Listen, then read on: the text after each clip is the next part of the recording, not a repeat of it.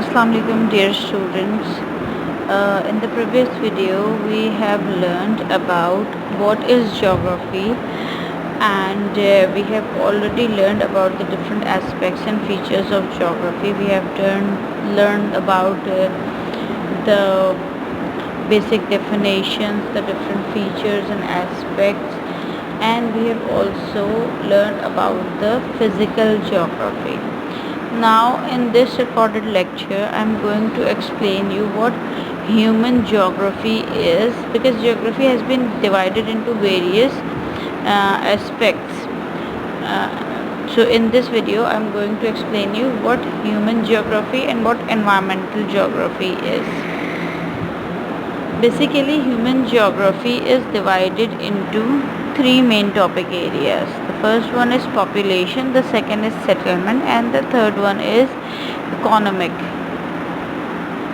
तीन एरियाज़ में हमने इसको डिवाइड कर दिया है. अगर हमें ह्यूमन ज्योग्राफी के बारे में डिस्कस करना है तो ह्यूमन ज्योग्राफी को हम थ्री मेन पार्ट्स में या थ्री टॉपिक्स में डिवाइड कर देते हैं ताकि हमारे लिए उसको डिस्कस करना इजी हो. The first one is population. Population में हम क्या पढ़ते हैं कि किस तरह पीपल जो है वो डिस्ट्रीब्यूट हुए हुए हैं, किस इलाके में कितना डेंसली पॉपुलेटेड हैं. ठीक है. इसके बाद है ग्रोथ, यानी कि अगर 1990 के अंदर किसी इलाके की पॉपुलेशन कम थी तो 2020 के अंदर उसकी पॉपुलेशन कितनी हो गई, तो ये ग्रोथ चेक करते हैं, यानी difference of number between birth and death, ये चीज़ें चेक करते हैं. उसके बाद होता है माइग्रेशन. माइग्रेशन में हम ये चेक करते हैं कि कितनी मूवमेंट्स हो रही हैं लोगों की एक जगह से दूसरी जगह, यानी अगर कराची के अंदर 2015 के अंदर लोग कितने रह रहे थे, उनमें से कितने लोग माइग्रेट कर गए. या अगर हम ग्रोथ की बात करें तो हम ये देखते हैं कि कराची की 2015 में पॉपुलेशन कितनी थी और अब कितनी है. क्या पॉपुलेशन बढ़ गई है या फिर पॉपुलेशन कम हो गई है, और अगर पॉपुलेशन बढ़ गई है या कम हो गई है तो उसके रीज़न्स क्या हैं. क्या लोग माइग्रेट कर रहे हैं, और अगर माइग्रेट नहीं कर रहे तो सडन डेथ्स हो रही हैं, या फिर अगर लोग बढ़ गए हैं तो फिर बहुत ज़्यादा बर्थ्स हो रही हैं, तो उनके रीज़न्स क्या हैं. अगर सडन डेथ हो रही है तो किस वजह से हो रही है. ये सारे एस्पेक्ट्स हम पॉपुलेशन के अंदर पढ़ते हैं. The second one is settlement. ठीक है. इसमें है हम ये देखते हैं कि जो सेटलमेंट है वो किस तरह से हुई है, यानी कि अगर एक पर्टिकुलर एरिया है तो वहाँ की जो सेटिंग्स हैं वो किस तरह से हैं. वो रूरल एरिया है, वो अर्बन एरिया है, या उसका लेआउट जो है वो कमर्शियल एरिया का है. तो ये इससे पता चलता है. रूरल एरियाज़ वो वाले एरियाज़ होते हैं जहाँ पे फार्म्स और विलेजेस और ये वाली चीज़ें होती हैं कि स्मॉल टाउन्स, ये सब चीज़ें होती हैं. फार्मिंग ज़रा ज़्यादा होती है, एग्रीकल्चर ज़्यादा होता है इन एरियाज़ में, रूरल एरिया. इसके बाद आता है अर्बन एरियाज़. अर्बन एरियाज़ वो एरियाज़ होते हैं जो हमारे एरियाज़ हैं, जहाँ पर हम अभी रह रहे हैं. These are called urban areas. इनका सिटी लाइक स्ट्रक्चर होता है, प्रॉपर रोड्स वगैरह बनी होती हैं,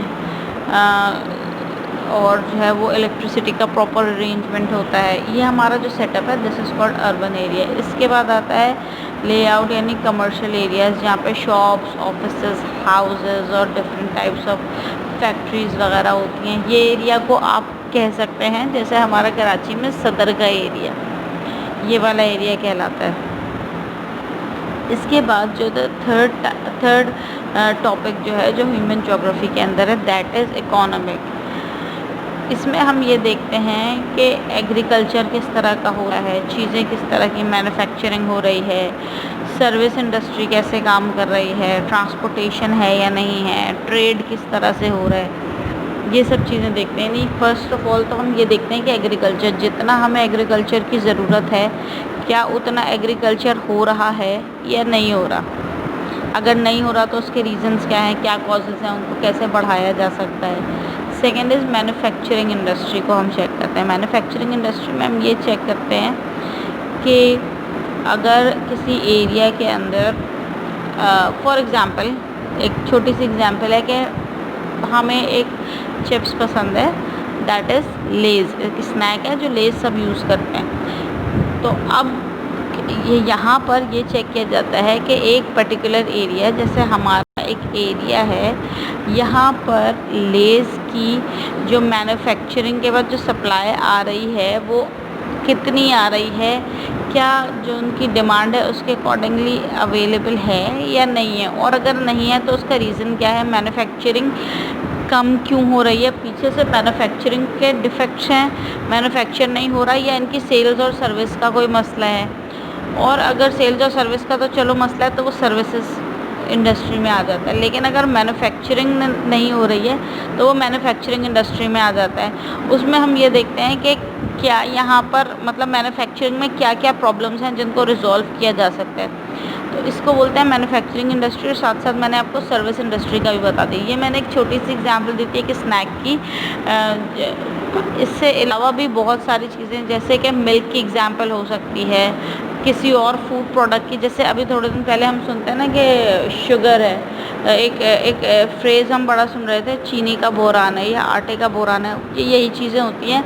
ये सब ह्यूमन ज्योग्राफी के अंदर आती है सारी चीज़ें, कि क्यों, क्या रीज़न है। गवर्नमेंट ये चेक करती है कि क्या रीज़न है कि चीनी अवेलेबल नहीं है या आटा अवेलेबल नहीं है किसी पर्टिकुलर एरियाज़ में। अब ये भी कुछ एरियाज़ में था, जैसे कराची के अंदर है, लाहौर के अंदर ऐसा नहीं था।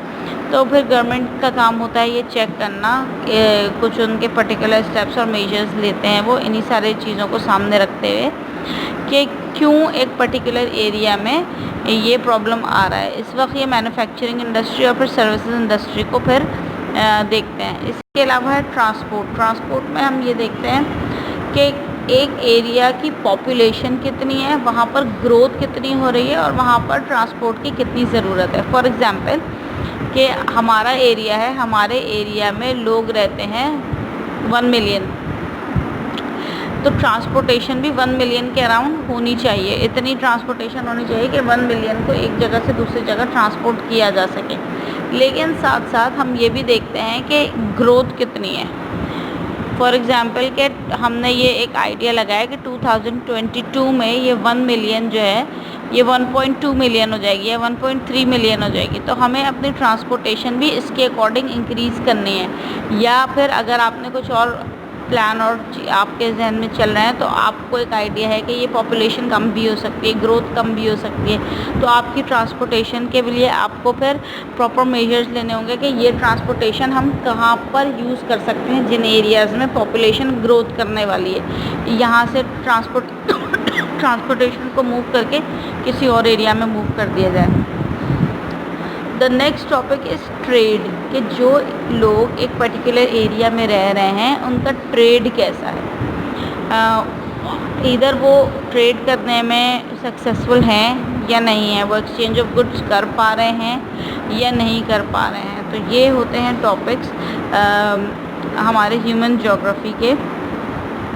अच्छा, ये जो हमारी सर्विसेज इंडस्ट्रीज़ हैं ये भी सब डिविजन्स हैं इसके अंदर, जैसे कि रिक्रिएशन एंड टूरिज़्म है, स्पोर्ट्स ग्राउंड है, होटल्स या ईटिंग प्लेसेस को भी सर्विस इंडस्ट्री देखती है। इसी तरह गवर्नमेंट सर्विसेज भी देखती है कि एडमिनिस्ट्रेशन किस तरह से हो रहा है। इसके अलावा लोकल पब्लिक हेल्थ सर्विसेज भी देखते हैं, स्ट्रीट स्टॉल्स को भी देख रहे हैं, मार्केट्स को, शॉप्स को। इसके अलावा और भी दूसरी चीज़ें हैं जिनको ये देख रहे होते हैं। तो ये मैंने आपको एक जस्ट ओवरव्यू दिया है कि क्या ये जो मैंने आपको बताया ना, एग्रीकल्चर है, मैन्युफैक्चरिंग है, सर्विसेज है, ट्रांसपोर्ट है, ट्रेड है, इसमें सिर्फ ये एक अपने टॉपिक नहीं है, इसमें आगे जाकर सब टॉपिक्स भी आते जाएंगे। लेकिन राइट नाउ हम जो है वो सिर्फ इतना ही पढ़ रहे हैं कि बेसिक जो एक ओवरव्यू है, because this is the first chapter. Starting में हम बहुत ज़्यादा डिटेल में नहीं जा रहे, तो यहाँ पर हम सिर्फ उतना ही पढ़ेंगे जितनी कि हमारी रिक्वायरमेंट है। सिर्फ एक बेसिक ओवरव्यू आपको दे दिया जाएगा ताकि आपको ये पता हो कि ह्यूमन ज्योग्राफी क्या होती है और इसको किस तरह यूज़ में लेकर आया जा सकता है। Now the next topic which we are going to study is environmental geography.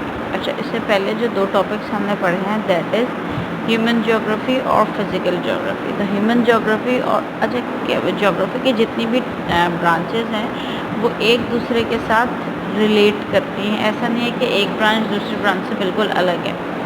तो अभी जो हम डिस्कस कर रहे हैं दैट इज़ इन्वायरमेंटल ज्योग्राफी। तो इससे पहले फिज़िकल और ह्यूमन ज्योग्राफी एक दूसरे से बहुत लिंक्ड अप थे। अब इसमें दो चीज़ें आती हैं, इनको जो इनके बीच में जो रिलेशनशिप है that is known as man land relationship. अगर मैं लैंड की बात करूं तो वो फिज़िकल ज्योग्राफी में आ जाती है, और मैन की बात करूं तो वो ह्यूमन ज्योग्राफी में आ जाती है। लैंड क्या रेफर्स करता है कि ये जो फिज़िकल फीचर्स हैं कि कहाँ पर जो प्लेट्यूज है, कहाँ पर प्लेन्स हैं, क्लाइमेट कैसा है, वेदर कैसा है, ड्रेनेज कैसा है, वेजिटेशन किस तरह हो रही है, एग्रीकल्चर है या नहीं है, नेचर की तरफ से नेचुरली रेन होती है या नहीं होती, ये सब चीज़ें जो है वो नेचुरल रिसोर्सेज में आ जाती हैं और हम इसको रेफ़र करते हैं लैंड में। इसके बाद जब ह्यूमन ज्योग्राफी पे हम आते हैं तो हम मैन वाली रिसोर्सेज पे आ जाते हैं कि ह्यूमंस वाली पे आ जाते हैं कि ह्यूमंस इन रिसोर्सेज को, इन नेचुरल रिसोर्सेज को किस तरह यूज़ कर रहा है। जैसे कि फॉर एग्ज़ाम्पल हम ट्रीज़ कट डाउन करते हैं क्योंकि हमें टिम्बर चाहिए होता है, वुड चाहिए होता है फर्नीचर्स बनाने के लिए। इसी तरह हमें फ्यूल चाहिए होता है हमारी कार्स के लिए, हमें फूड प्रिपेयर करने के लिए फ्यूल चाहिए, तो उसके लिए जो है वो हम माइनिंग करते हैं। इसके अलावा ट्रांसपोर्टेशन के लिए हमको फ्यूल चाहिए, तो उसके लिए हम माइनिंग कर रहे हैं, लैंड हम यूज़ कर रहे हैं, एयर यूज़ कर रहे हैं, वाटर यूज़ कर रहे हैं, सब चीज़ें हमारे यूज़ में हैं। तो जब ये natural resources human beings use करते हैं तो इसकी वजह से जो चेंजेस आते हैं वो इन्वायरमेंट में आते हैं, and that is the reason कि हम डिस्कस करते हैं इन्वायरमेंटल ज्योग्राफी। हम फिर एक सब ब्रांच हमने बनाई है environmental geography.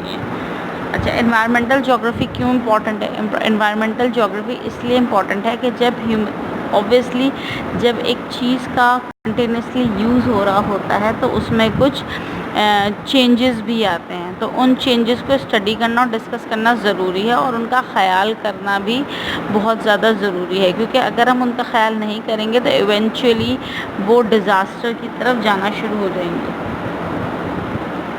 The first problem is कि जब हम एनवायरमेंटल ज्योग्राफी पे आते हैं तो the first problem is pollution.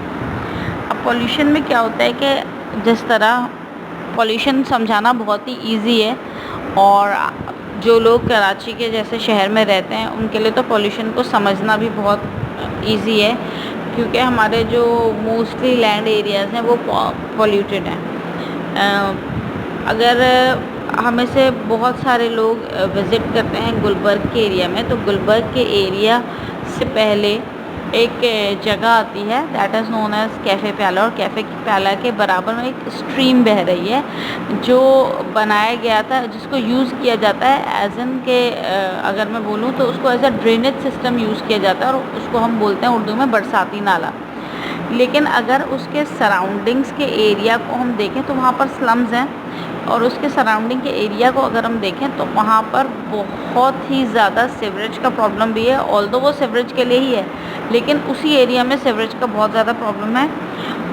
और वो सीवरेज का प्रॉब्लम होने का रीज़न क्या है? सीवरेज का प्रॉब्लम होने का रीज़न ये है कि सारा का सारा जो भी डंप होता है वो लोग उस ड्रेनेज सिस्टम में जाके कर देते हैं, बगैर इस बात का ख्याल किए कि अगर हम एक ड्रेनेज सिस्टम में जहाँ से पानी गुजरने का रास्ता है, या ख़राब गंदा पानी, इस सिटी का गंदा पानी उस जगह से गुज़र रहा है, अगर हम वहाँ पर ड्रेनेज को रोक देंगे और अपना सारा फिल्थ वहाँ पर डंप करेंगे तो फिर वो पानी कहाँ जाएगा?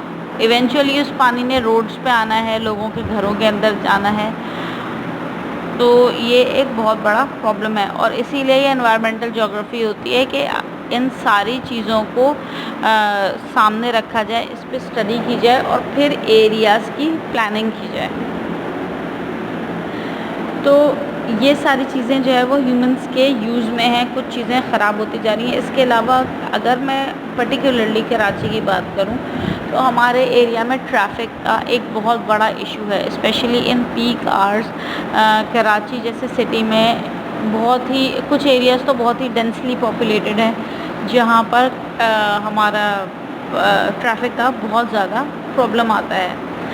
इसके अलावा हम जो चीज़ फेस कर रहे हैं वो पॉपुलेशन की वजह से ये कि नॉइज़ पोल्यूशन हो रहा है, हमारा एयर पोल्यूशन हो रहा है, हमारे सिटी के अंदर जो है वो ट्रीज़ की बहुत ज़्यादा कमी है। अगर आप गूगल मैप के ऊपर जाके और बल्कि आज का आप होमवर्क ये समझ लें कि आप गूगल मैप पे जाएं, गूगल मैप पे सर्च करके आप कराची सिटी देखें तो अगर और फिर इस्लामाबाद देखें तो कराची का कलर और इस्लामाबाद के कलर में बहुत ह्यूज डिफरेंस देखेंगे आप। इस्लामाबाद का कलर पूरा ग्रीन है और कराची का कलर पूरा ब्राउन है। द रीज़न बिहाइंड दिस है कि कराची के अंदर बिल्कुल भी ट्रीज़ की प्लांटेशन नहीं है। यहाँ पर सिर्फ कंक्रीट यूज़ किया जा रहा है, कंक्रीट का एक जाल बिछ गया है। अगर हम इस तरह से बोलें तो कंक्रीट ही है, सिर्फ बिल्डिंग्स बनाई जा रही हैं। जो एक सिटी को डेवलप करने के लिए, सिटी प्लान करने के लिए वहाँ पर जो एरियाज़ हैं उसमें से 30% लैंड, 30 से 40% लैंड जो है वो होनी चाहिए नॉर्मल जो ट्रीज़ और प्लांटेशन की होनी चाहिए, जो कि कराची के अंदर नहीं है। और इसका जो इफ़ेक्ट है वो हमारे इन्वायरमेंट पे इस तरह हो रहा है कि ना तो कराची के अंदर बारिशें प्रॉपर हो रही हैं, बारिशें नहीं हो रही। इसके अलावा हम जगहें यूज़ करते जा रहे हैं तो प्रॉपर ड्रेनेज सिस्टम भी हमारे पास नहीं है। अगर बारिश हो भी रही है तो वाटर ड्रेन नहीं हो रहा।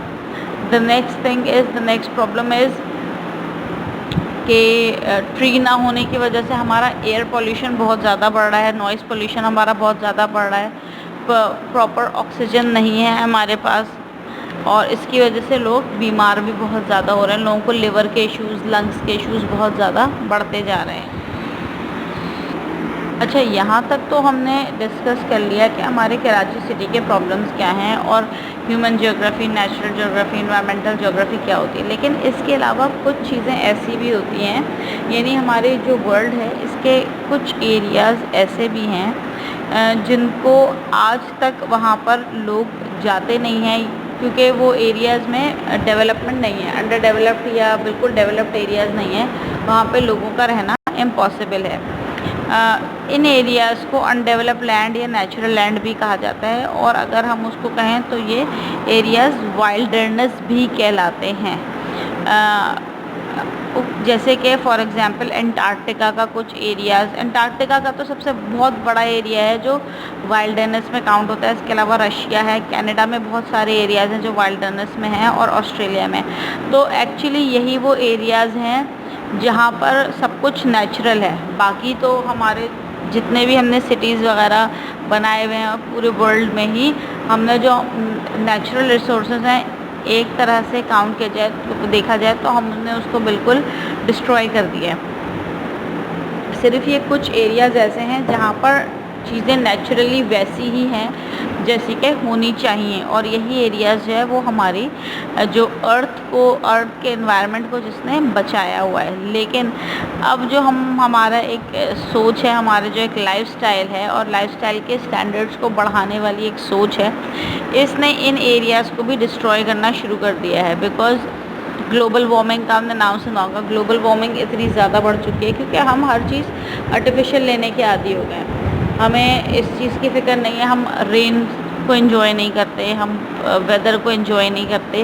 हमारी आदत हो गई है, हम एक आर्टिफिशियल एनवायरनमेंट में रहने के आदी हो गए हैं। हमें अच्छा लगता है कि हम एक एयर कंडीशनड रूम में रहें बजाय इसके कि हम एक अच्छे वेदर को एंजॉय करें। गर्मी है तो गर्मी को एंजॉय करें या ठंड है तो उस ठंड को एंजॉय करें। लेकिन हम इन नेचुरल चीज़ों को एंजॉय करने के बजाय या इन नेचुरल चीज़ों से फ़ायदा उठाने के बजाय हम आर्टिफिशियल तरीक़ों पर जाते हैं और हमने एक एयर कंडीशनिंग सिस्टम बनाया हुआ है या और दूसरे हमने सिस्टम बनाए हुए हैं। तो इन चीज़ों की वजह से अब हमारे जो वाइल्डरनेस है वो भी थ्रेट के अंदर है और जो हमारा कंजम्पशन है वो बढ़ता जा रहा है।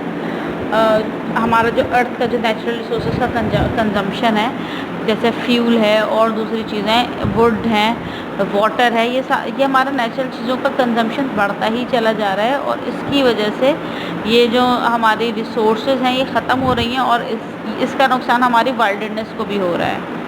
तो इवेंचुअली अगर हम इन चीज़ को नहीं ख्याल करेंगे, इस इन्वायरमेंटल जो स्टडी है हमारी, इन्वायरमेंटल साइंसेज है, इन्वायरमेंटल ज्योग्राफी, अगर हम इन चीज़ों का ख्याल नहीं करते हैं तो that is a great problem for us in future. And this is the end of first chapter of geography. Inshallah Taala in the next class I'll give you the written work of this chapter. Thank you so much.